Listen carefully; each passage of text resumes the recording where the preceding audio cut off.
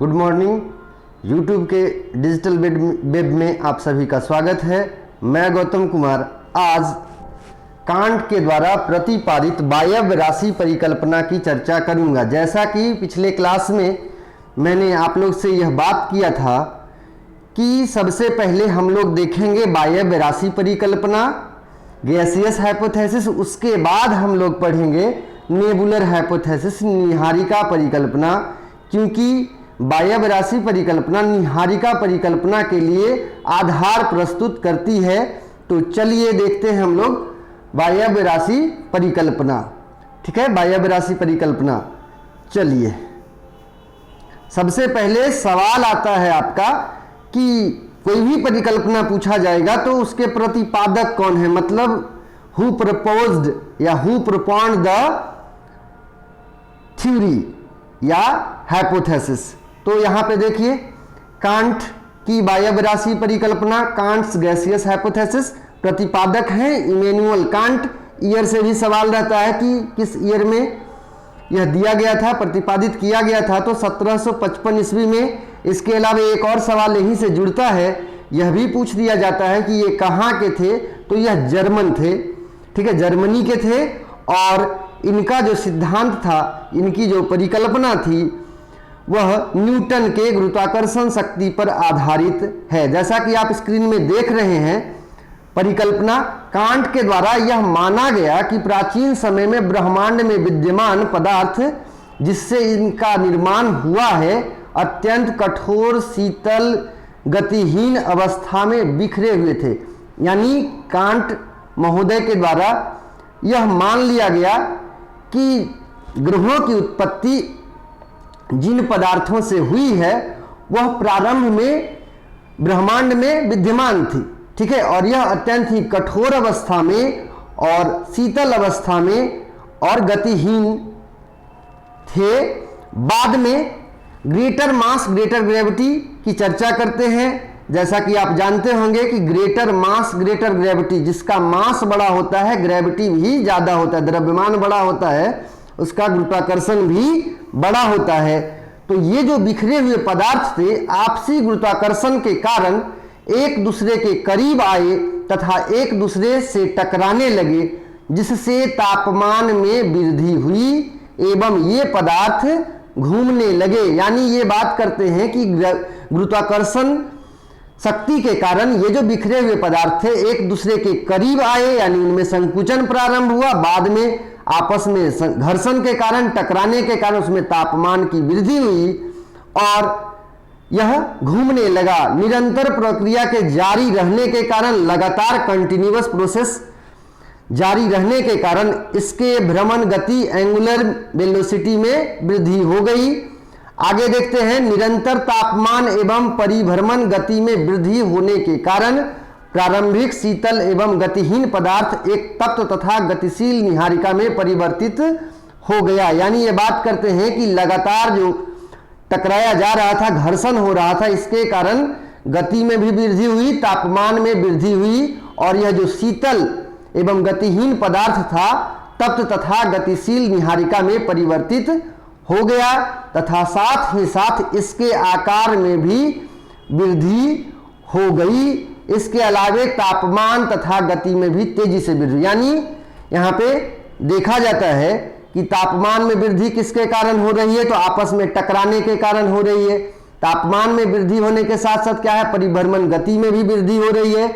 इसके साथ साथ ये बात करते हैं कि तापमान और गति में वृद्धि के साथ साथ इसके आकार में भी वृद्धि होती है। नेक्स्ट, इस प्रकार निहारिका इतनी तीव्र गति से घूमने लगती है कि केंद्रापसारी बल सेंट्रीफ्यूगल फोर्स के अत्यधिक प्रभाव के द्वारा निहारिका दो परतों में विभक्त हो गया तथा इसका बाहरी परत केंद्रीय परत का साथ न दे सका एवं केंद्रीय भाग से एक छल्ला बाहर निकल गया। देखिए, कोई भी वस्तु मूव करता है तो वहां पे दो फोर्सेस काम करती है। एक को बोलते हैं केंद्राभिसारी बल सेंट्रीपिटल फोर्स, दूसरे को बोलते हैं केंद्रापसारी बल सेंट्रीफ्यूगल फोर्सेस। जो सेंट्रीपिटल फोर्सेस होता है वो केंद्र की ओर लगता है, वह केंद्र की ओर लगता है और सेंट्रीफ्यूगल फोर्स जो है केंद्र से बाहर की ओर लगता है। तो यहाँ पे बात किया जाता है कि जिसका मास ज्यादा होगा, कोई भी वस्तु मूव कर रहा है, जिसका मास ज्यादा होगा तो वह केंद्र की ओर रह जाएगा, और जिसका मास कम होगा वो बाहर की ओर छिटक जाएगा।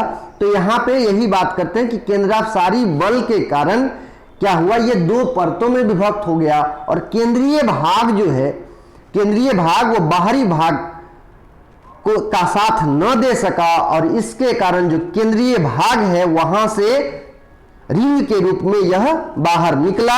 इस क्रिया की निरंतर पुनरावृत्ति के कारण, यानी रिपीटेशन ऑफ दिस प्रोसेस, केंद्रीय भाग से 9 छल्ला बाहर निकला, 9 रिंग बाहर निकला, 9 कंसेंट्रिक रिंग बाहर निकला, और यह निहारिका से अलग हो गया, और इन्हीं 9 छल्लों से 9 ठोस पदार्थ का निर्माण हुआ, जो आगे चलकर 9 ग्रहों में परिणत हो गया, और केंद्रीय पदार्थ से सूर्य का निर्माण हुआ। ये बात करते हैं आगे। कांट के अनुसार पृथ्वी की उत्पत्ति केंद्रापसारी बल द्वारा निहारिका से अलग हुए छल्ले के पदार्थों के एक स्थान पर जमकर ठोस होने से हुआ है। दूसरी बात करते हैं, मौलिक निहारिका का जो अवशिष्ट रह गया वह सूर्य के रूप में परिवर्तित हुआ, और उपयुक्त प्रक्रिया की पुनरावृत्ति के कारण ग्रहों से अनेक उपग्रहों का निर्माण हुआ, अर्थात नवनिर्मित गतिशील ग्रहों से केंद्रापसारी बल के प्रभाव से पदार्थों में वलयाकार छल्ले अलग हो गए, जिनसे प्रत्येक छल्ले के सभी पदार्थ घनीभूत होकर पुनः उपग्रह बने हैं। और वर्तमान समय में भी यह कहीं न कहीं सार्थक दिखाई पड़ता है, पूरी तरह से तो नहीं, लेकिन कुछ कुछ चीजों को समझने में मदद करता है। आगे हम लोग इमेज देखते हैं, है ना, देख लेते हैं इमेज किस प्रकार से हुआ है। ये रहा आपका, ये दोनों, इसमें जो है दोनों चलेगा। निहारिका परिकल्पना में भी यही डायग्राम चलेगा, और यही डायग्राम वायव्य राशि परिकल्पना में। देखिए एक नंबर 1 है, इसमें देख रहे होंगे कि ये कुछ पदार्थ है, ये जो है आपका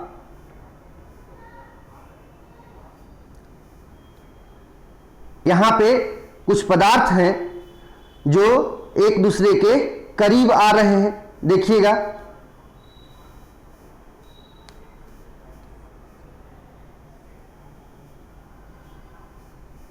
एक दूसरे के ये करीब आ रहे हैं।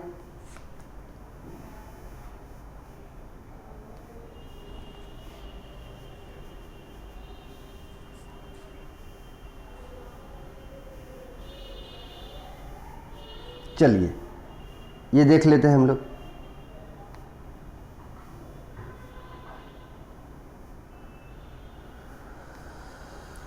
ये देखिए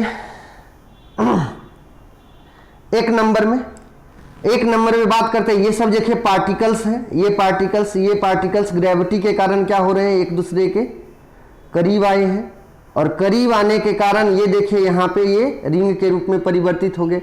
एक अंदर का रिंग और एक देखिए बाहर का रिंग है। आगे हम लोग देखते हैं, आगे पहला में ये हुआ। दूसरा जो अवस्था है, देखिए इस अवस्था में क्या हो रहा है, यह पूरी तरह से गोलाकार हो गया है। ये देखिए ये पूरी तरह से गोलाकार हो गया है, ऐसा, यानी सेंटर वाला भाग क्या है, संकुचित होना प्रारंभ हो गया है। इसके अलावे नेक्स्ट हम लोग चलते हैं आगे देखते हैं, ये जो है तीसरा अवस्था में थोड़ा सा और ज्यादा देखिए ये स्पष्ट रूप से लेयर आपको दिखाई पड़ रहा है, अलग स्पष्ट रूप से लेयर दिखाई पड़ता है। नेक्स्ट जो है चौथी अवस्था में है, देखिए अलग अलग छल्ला बाहर निकला है, यहाँ पे दिख रहा होगा आपको, अलग अलग छल्ला बाहर निकला है, और यह केंद्रीय भाग जो चमक रहा है वही सूर्य है। तो वो बात करते हैं कि अवशिष्ट भाग जो बचा था केंद्र का, उसी से सूर्य का निर्माण हुआ है। इसके अलावा आगे जो वर्तमान अवस्था है, ये देख सकते हैं वर्तमान अवस्था जो सोलर सिस्टम की बात करते हैं ये, और सूर्य क्या है, सोलर सिस्टम या सौर मंडल के केंद्र में है, और सभी ग्रह सूर्य की परिक्रमा करते हैं, दीर्घवृत्ताकार पथ में करते हैं, एलिप्टिकल पाथ में करते हैं, और इसी को ऑर्बिट कहा जाता है। तो ये है आपका वायव्य राशि परिकल्पना। आगे कुछ इमेज देख लेते हैं। इस प्रकार से यह बादल के रूप में था, ये रहा आपका देखिए बादल के रूप में, ये है बाद में इसी से क्या है, तारे का भी निर्माण हुआ है, अभी हम आपको बताए। यह देखिए डिस्क के रूप में आपको दिखाई पड़ रहा है। जो प्रारंभिक अवस्था का जो तारा होता है इसे प्रोटोस्टार कहा जाता है, बाद में देखिए डिस्क में परिवर्तित हो गया, बाद में यह जेट के रूप में यहां से कुछ किरणें निकल भी रही है। आगे हम लोग देख लेते हैं। देखिए वर्तमान अवस्था में यहां पे आपको दिखाई पड़ रहा है सोलर सिस्टम का इमेज। यहीं पे देखिए एस्टेरॉइड्स भी है। एस्टेरॉइड्स क्षुद्र ग्रह क्या होते हैं, तो ये चट्टानों के टुकड़े हैं, ग्रहों के ही टुकड़े हैं। चूंकि मार्स और जुपिटर की बात करते हैं तो जुपिटर का आकार बड़ा होने के कारण यह मार्स और जुपिटर के बीच में फंस गया है। तो बात करते हैं कि यह सवाल रहता है कि एस्टेरॉइड्स कहां पाया जाता है, तो they are found between the orbits of Mars and Jupiter. Mars और जुपिटर के मध्य में ये पाए जाते हैं। आगे यदि बात करते हैं तो देखिए तारा का उत्पत्ति किस प्रकार से हुआ है, कौन कौन से अवस्था में, तो यहां पे मानव के साथ तुलना भी किया गया है। यह देखिए पहला जो अवस्था है मानव का फेटस बोला जाता है ना, भूरना अवस्था कहा जाता है। यहीं पे देखिए प्रोटोस्टार हो गया। दूसरे अवस्था में इन्फेंसी थ्रू एडल्टहुड, तो इस अवस्था में क्या है, फ्यूजन प्रोसेस हो रहा है। मेन सीक्वेंस में आया तारा। इसके अलावा देखिए तीसरी अवस्था मिडिल एज का बात करते हैं, मानव मिडिल एज में आया। तो मिडिल एज को यहाँ पे क्या करें, रेड जियांट या सुपर जियांट की बात करेंगे। आगे जब हम सोलर सिस्टम बताएंगे या तारों का निर्माण किस प्रकार से हुआ, लाइफ साइकिल बताएंगे तो उसमें चर्चा करेंगे। आगे बात करते हैं लास्ट जो अवस्था है मानव का, ओल्ड एज बात करते हैं, जहां पे डेथ हो जाता है। तो तारों का जहां पे डेथ होता है उसे या तो व्हाइट ड्वार्फ कहते हैं या तो ब्लैक होल कहते हैं। तो आगे जब हम चर्चा करेंगे तारे का निर्माण किस प्रकार से हुआ है तो उसमें चर्चा करेंगे। तो आशा करते हैं कि आपको ये चीज समझ में आएगा। लेकिन क्या यह परिकल्पना पूरी तरह से सत्य थी या इसकी आलोचना की गई है, तो आपको बताया कि प्रारंभ समय में जब परिकल्पना दिया जाता है तो उस समय तक तो कुछ समय तक तो ठीक रहता है, लेकिन बाद में जैसे ही ज्ञान का विस्तार होता है उसकी आलोचना भी की जाती है। तो आगे हम लोग देखते हैं, यहां से काफी सवाल रहता है कि वायव्य राशि परिकल्पना की आलोचना क्या है, तो उसको भी हम लोग देख लेते हैं। चलिए देखते हैं क्या इनका आलोचना किया गया था, देखते हैं।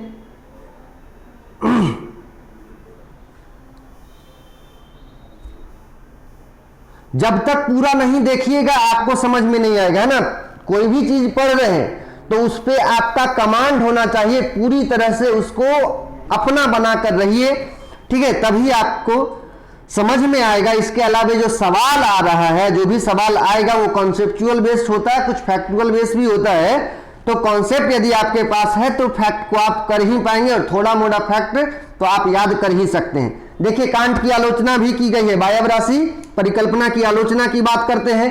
जो जो बात कांट करते हैं उसके अपोज में वैज्ञानिकों के द्वारा बोला जाता है, विपरीत में बोला जाता है, ठीक है। तो कांट ने अपनी परिकल्पना में ग्रहों की उत्पत्ति को बतलाने के लिए विज्ञान के कई तथ्यों का सहारा लिया था, परंतु वर्तमान समय में ज्ञान के नवीनतम तथ्यों के विकास के पश्चात इनके मत को क्या किया गया, आधारहीन प्रमाणित कर दिया गया। देखिए यहां पे है, क्या कर दिया गया, आधारहीन प्रमाणित कर दिया गया, क्योंकि इनकी परिकल्पना में कई मान्यताएं या तथ्य गणितीय नियम के विपरीत हैं। तो इनका जो मान्यता है या जो तथ्य है वो गणितीय नियम के विपरीत है, और इसके विपरीत होने के कारण ही इनकी आलोचना की जाती है। सबसे पहला जहां तक बात करते हैं इनकी जो आलोचना की गई है, तो वह जो गणितीय नियम है, पहला बात करते हैं एंगुलर मोमेंटम की। यहां पे क्या बात किया गया है कि क्या बात करते हैं कांट की कणों के आपसी टकराव से भ्रमण गति पर प्रभाव पड़ा है, क्या है, तापमान बढ़ गया है, गति बढ़ गया है। लेकिन जो गणित का नियम है वो क्या कहता है कि कणों के आपसी टकराव से भ्रमण गति पर कोई भी प्रभाव नहीं पड़ता है। अतः इनके द्वारा बतलाई गई यह बात या मान्यता कि निहारिका की निरंतर गति वृद्धि हुई है, तापमान में वृद्धि हुई है, आकार में वृद्धि हुई है, ये सही नहीं है, इसे नाकार दिया गया। तो पहला आलोचना यही किया जाता है कि कणों के आपसी टकराव से परिभ्रमण गति पर कोई भी प्रभाव नहीं पड़ता है, जबकि कांट के द्वारा यह बताया गया कि कणों के आपसी टकराव के कारण तापमान में वृद्धि हुई है, इसके साथ ही साथ गति में वृद्धि हुई है, और गति में वृद्धि के साथ साथ आकार में भी वृद्धि हुई है। तो पहली आलोचना ये हुई नेक्स्ट हम लोग देखते हैं दूसरी आलोचना क्या है। तो law of conservation of angular momentum, law of conservation of angular momentum, can't की यह मान्यता या परिकल्पना कि पदार्थों में गति कणों के आपसी टकराव से हुई है। याद रखिएगा, ये क्या बोलते हैं कि पदार्थों में गति जो हुआ है या गति में वृद्धि हुआ है कणों के आपसी टकराव से हुई है, लेकिन कोणीय आवेग की स्थिरता, law of conservation of angular momentum, इसके विपरीत बात करता है। और ये जो बात किए हैं वो कोणीय आवेग की स्थिरता के विपरीत बात करते हैं, क्योंकि आपसी टकराव से गति उत्पन्न नहीं हो सकता है। यह बात करता है कोणीय आवेग की स्थिरता का सिद्धांत। तो दूसरा भी जो इनका मत था या जो परिकल्पना था, ठीक है, आधार था, वो गलत साबित हो जाता है। आगे तीसरा देखते हैं, तीसरी आलोचना इसका क्या किया गया। तो निहारिका के आकार में वृद्धि के साथ साथ ये बात करते हैं कि गति में भी वृद्धि हुई है, लेकिन कांट की यह जो धारणा है कोणीय आवेग की स्थिरता के सिद्धांत के विपरीत है, क्योंकि इस सिद्धांत के अनुसार यदि आकार बढ़ता है तो गति घटती है। यानी कोणीय आवेग की स्थिरता का सिद्धांत यह बात करता है कि यदि आकार बढ़ेगा तो उसकी गति घटती है, तथा यदि गति बढ़ती है तो आकार घटता है। तो इस प्रकार से वायव्य राशि परिकल्पना की आलोचना की जाती है। इस प्रकार वह मूल मान्यता या आधार जिस पर कांट की परिकल्पना आधारित है, निराधार और गलत प्रमाणित किया जाता है वैज्ञानिकों के द्वारा। ठीक है, तो आशा करते हैं कि आपको समझ में आया होगा। लेकिन अब बात करते हैं कि निराधार साबित कर दिया गया, क्या इसका कोई महत्व है या इसका कोई महत्व नहीं है। तो यहां पे देख लेते हैं कि बहुत सारी आलोचना करने के बाद भी ऐसा नहीं कहा जा सकता है कि इनकी परिकल्पना का कोई अस्तित्व नहीं है। ठीक है, इनकी परिकल्पना का कोई अस्तित्व नहीं है या कोई महत्व नहीं है। इनकी परिकल्पना का महत्व इस बात से है, ये ध्यान दीजिएगा, इनकी परिकल्पना का महत्व इस बात से है कि इन्होंने इस क्षेत्र में प्रथम प्रयास किया तथा आने वाले विद्वानों के लिए एक नया आयाम दिया तथा उनका मार्गदर्शन किया तथा आगे का मार्ग प्रशस्त किया। तो आशा करते हैं वायव्य राशि परिकल्पना आपको समझ में आया होगा। जो भी मेरे द्वारा बताया गया है आपको समझ में आया होगा। यदि आपको समझ में नहीं आया है तो आप कमेंट कर सकते हैं। ठीक है, आप सवाल पूछ सकते हैं। तो मिलते हैं नेक्स्ट क्लास में नए टॉपिक के साथ। धन्यवाद आप सभी को। जोहार।